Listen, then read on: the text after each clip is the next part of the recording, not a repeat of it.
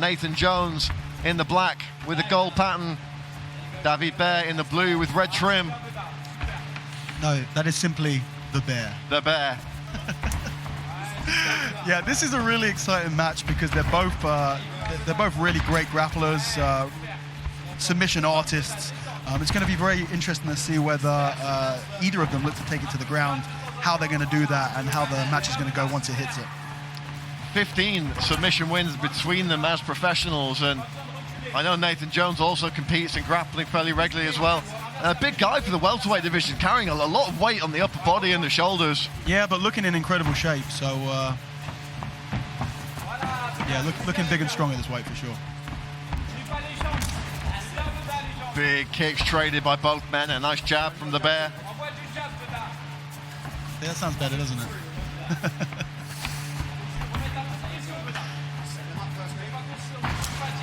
Nice leg kick from the Frenchman there. Right into the thigh of Nathan Jones.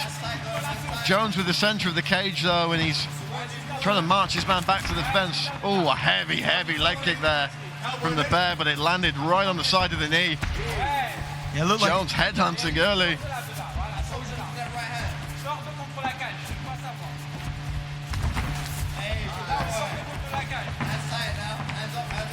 Despite those 10 submission wins on Jones' record, he's appearing to look as though he wants to come out and strike at the early offing here, Dan. Yeah, he's very comfortable in the stand-up as well. So there's no surprises. Nathan can pretty much handle himself wherever this fight goes.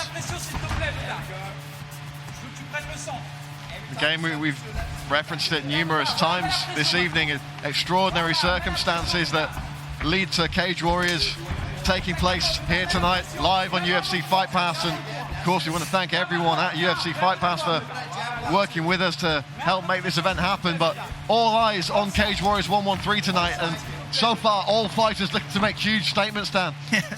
Every single one of them have as well. Well, half of them, I guess. Nice jab again there from the Bear. Yeah, Nathan looking to be the more aggressive of the two, sort of controlling the space and the momentum around the cage. Looking for his openings here. Nice left hook there from the Bear. Jones has landed a number of nice leg kicks though. Oh, and a right hand that time from the Bear. He's finding a way in here. Yeah, he seems to be getting his range in a little bit more. He's throwing a lot of leg kicks as well.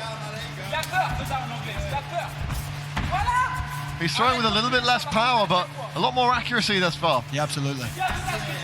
Great head movement from Jones there to slip both those shots.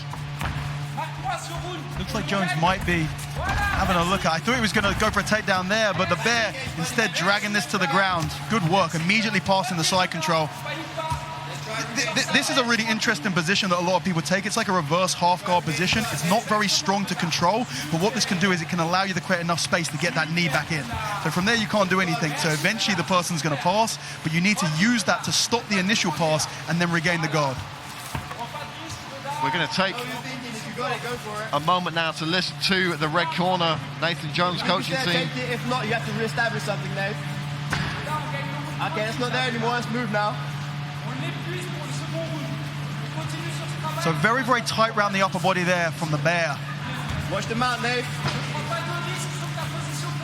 By the looks of it, the way that he's grappling, I expect him to either look to take the mount and strike, or look to take the far side arm across and go for a head and arm. Just from the way that he's grappling, that's what it seems like. For a second there, it looked like he was going to try and trap that near side by getting his shin over the top, but it's very interesting to see what his intentions is. I still think that he's eyeing up that head and arm. Have a look, there we go. And Nathan doing a really good job of pulling that elbow backwards just in time, but you can kind of tell, you get to a position, you see, well, what is the opponent, what's the person on top doing? How are they reacting to everything that they're encountering?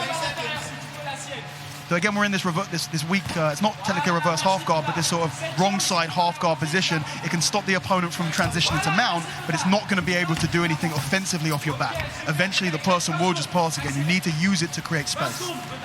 So this is different now. Now, Nathan has an underhook on the far side here. This is a good position. From here, he can look to try and get underneath, transition round to a takedown. Okay, guillotine attempt here. into the mount. Very late in the day, that looked tight as well. Do you know what? My goodness. The shoulder was very high there. I don't think it was going to be a finish, but if he didn't finish there, he's going to be in a top position, so it would have been interesting. Yeah, Jones sauntering back to his corner there. Interesting first round for our judges to pick apart, but one of the biggest questions we had going into this fight down was, did David Bear have ring rust? And the answer's no thus far. Not at all. Let's take a look at some of the action from that first round now. Beautiful leg kick from Nathan Jones here. Yeah, Nathan definitely looking more aggressive in the first half of this match. It made sense that David the Bear was going to take him down, and once he got there, pretty successful on the ground. And talk us through this guillotine attempt down. So arming guillotine, he goes into a knee shield position, but shoulders very, very high. Probably didn't have the finish there, but he could have turned it into something. From that position, you can also mount a triangle as well, which would have been real fun to watch.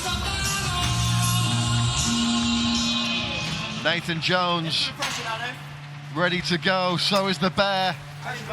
Yeah, so I'd like to see the Bear come out and look to actually attack that takedown a little bit earlier. Give him a little bit more time to work on the ground, because I think that's where it's going to be most exciting, to be honest. For me, anyway. Oh, nice high kick there from Nathan Jones. He's keeping Bear guessing here.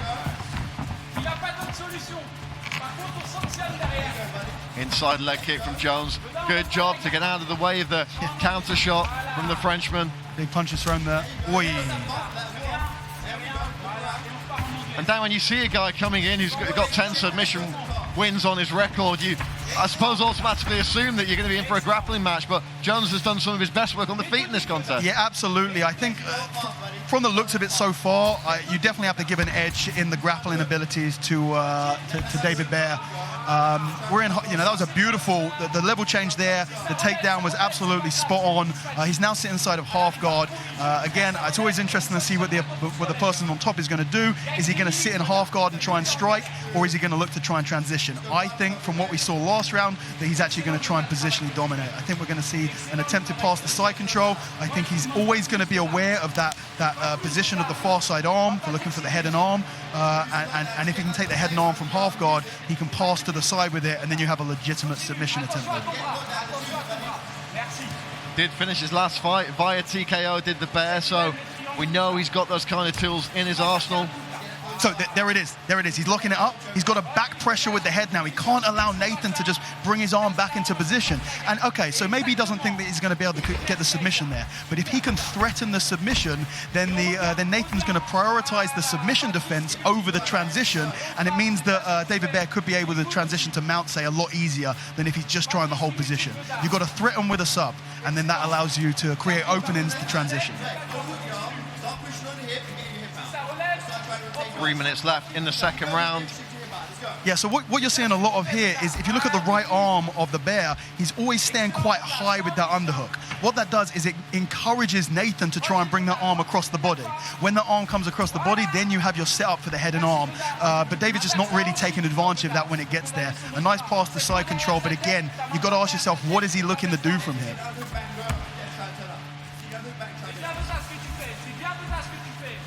So Nathan coming back to this outside half guard position. Again, he's doing the right thing to get something, but he has to turn back in.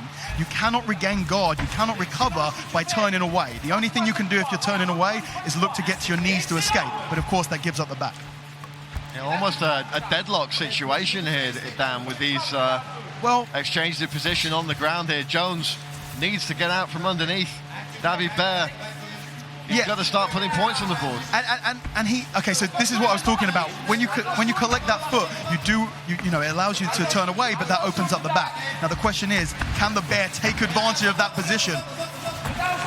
Almost there. Okay, a knee bar attempt from Nathan Jones now. He's going to transition to a heel hook from here.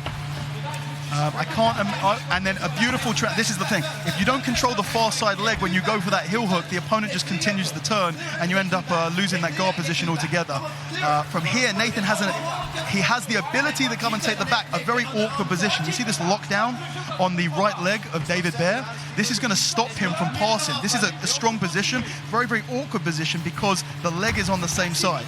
So unfortunately, Nathan releases that, and it allows just a very easy and immediate guard pass.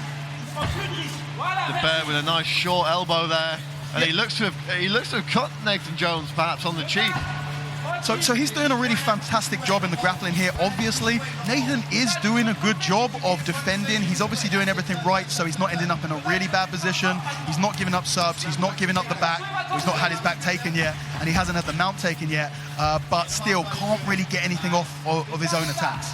So really, he needs to ideally probably get out of half guard and look to get to a closed guard or a butterfly guard and actually try and fight back from here, because like you said, you know, so far pretty one-sided in this round. Of course, an essential part of any combat sport, but under the MMA judging criteria, we're not scoring defensive moves and defensive techniques. You've got to be the guy looking to finish the fight. Yeah, expect a back step here from the Bear if he wants to pass the guard. Otherwise, if Nathan continues the turn, he's going to look to try and take the back. But obviously feeling very comfortable here. They'll start letting his hands go a little bit. Final 10 seconds of the round. Nice scramble. Jones looking for a big shot here to end the frame. Doesn't get it. And we head into the third round with Nathan Jones arguably 2 rounds down here. He's got to do something different this third frame down, surely. Yeah, absolutely. I think the question is, can he stop the takedown? The submission attempts here. Nathan sees this leg in between his legs. He goes for the knee bar, immediately transitions to a heel hook. The problem is he's not controlling the far side leg, which means that the Bear just spins around with the momentum and takes side control. So yeah, I think the real question is can Nathan stop the takedown? Or if he can't stop the takedown, can he do something differently on his back? He needs to try and get the closed guard, in my opinion, at the very least, to have something. Jones taking final instructions there from Ash Grimshaw himself. A Cage Warriors veteran, went 3 hard rounds with Paddy Pimblett some time ago. This must be really frustrating for Nathan Jones, is all I can say. You can kind of see that on his face. Yeah, you can, and perhaps we're at that stage in the game, Dan, where it becomes a mental game as much as a physical game. Can he overcome that frustration? Can he stay calm and pull something out of the bag here in the third round? Looking to find a way in now is Mr. Bag and Tag. He's got to keep that head moving. He's got to feint. He's got to find an entry point here. Well, Nathan knows that David Bear's going to be looking for the takedown here. He knows that he's got to keep that distance. He needs to be very reactive, but that's going to stop him from really unloading and attacking and rushing in, because you know, that constant fear that he's going to be taken down again. If he gets taken down this round, we haven't seen anything to suggest that Nathan's going to be able to get back to the feet. So he really needs to make sure that he can not only stay standing, he can actually get the finish this round. Of course, oh, a big right hand!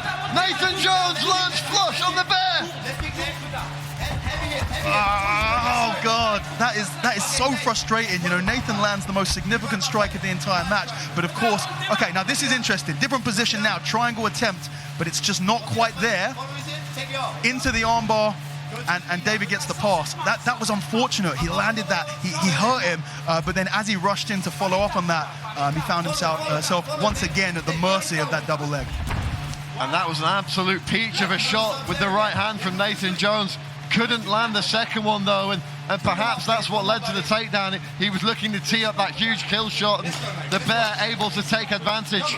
100% there. Now, I have a feeling that this is going to look very, very similar to the last couple of rounds. We've seen this position over and over again. I don't think that the Bear is going to be he's not seemed at any point in this fight to be impatient with looking to attack the submission. He's not that concerned. What he's really concerned about is about positional dominance. Now, I've said, I'm going to say the same thing that I said in the last couple of rounds of what Nathan needs to be doing. I also need to mention that it's much easier said from behind a commentary booth than when you've got someone who's obviously a very accomplished grappler, a very, very powerful grappler, and a very, very tight grappler in his top position. It's very, very easy for me to say what Nathan should be doing. I have no doubt that he knows what he should be doing, but just completely unable to get any of it off. Yeah, David Beck coming in with the judo background as well. Why we're seeing him so dominant in these positions, and with the takedowns, Jones trying to brief to get back to his feet there, and in defending the way that he has, Jones is actually allowing David Bear, well, not allowing him, but giving him the opportunity to then repass that guard, which means the referee's not going to stand the fight up because they're both interacting on the ground. Yeah, it's a double-edged sword. You're absolutely right. It's one of those things. If he was to go close guard and try and lock up, okay, triangle attempt, but just the timing of the pass off of that, when you open your legs and you go to connect your legs, there's a period of time between you getting your leg over the shoulder and fully locking off the triangle where you're incredibly susceptible to just being smashed through. That's 2 times that this has happened now. But it's much more interesting to see what Nathan's doing. Now he's in a full guard position. Yeah, and you can hear the corner of Nathan Jones explaining you cannot stay in this position. You have to turn back in, and he's absolutely right, because this is going to happen every single time. Oh, there's the sweep from Jones. Now, really interesting. The first time that David Bear's been able to get to the mount position, instantly and very easily reversed from there. Jones looking to tie up a grip on the neck there, fires a big knee at the right-hand side. His corner was telling him he's in a minute and a half. He has to make something happen. Can Mr. Bag and Tag do it here? Could you believe it if he gets the knockout now? So the way tonight's gone so far, I wouldn't be surprised. But the Bear doing a really good job of just stifling any movement here. We have a far side Kimura attempt. Can he use it? This is the problem. You go for that far side Kimura. As you turn towards the arm, you give up your back. Now, what he needs to do is he needs to get David's hand behind his back. You see this? Now, this is interesting. He should, from here, though, he can't allow David to continue to follow him and go with him. He needs to actually go to the ground with this. He needs to go to the ground with this, and this could actually be on. Oh, he's lost the grip, but you cannot say that Nathan Jones is not leaving everything in the cage here. Yeah, he's going for it. There's no doubt about that. But just, you know, you've got a judo guy. He's going to be strong in side control, as we've seen. He's also going to be super strong in the clinch, and that's what we're seeing right now. A very frustrating place to be for Nathan Jones. There's no doubt about that. We could even see a little throw the finish here. He looks like he's bringing these hips in. Oh, no.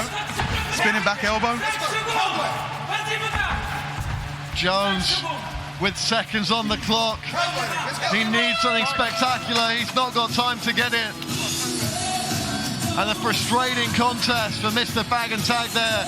But the Bear doing everything in his skill set. He's got to have the win there on point, surely. It was clinical. It was clinical. You know, he did everything right. His domination on the ground was impressive. And with a break in action, a break in competing, dating back to late 2018, what more can you really ask for in that situation? Let's have a quick look back and from that final phase. And that's a huge right hand from Jones. So close. Yeah, absolutely. And he runs in to throw another big strike, but then, of course, gets immediately taken down. Triangle attempt, but in this position here, you're weak. It's easy to smash.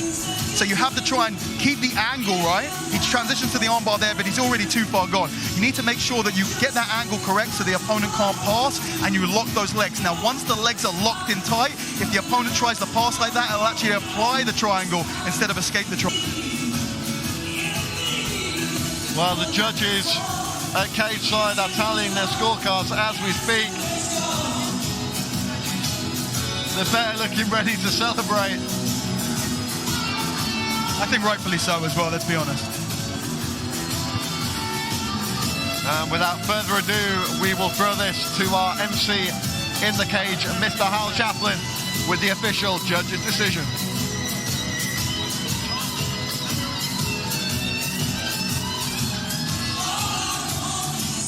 David Bear said he was going to do this for France. Let's see if he has. Ladies and gentlemen, after 3 rounds of mixed martial arts action, we go to our judges' scorecards. All 3 judges score this contest 40-27 in favor of your winner by way of unanimous decision. In the blue corner, David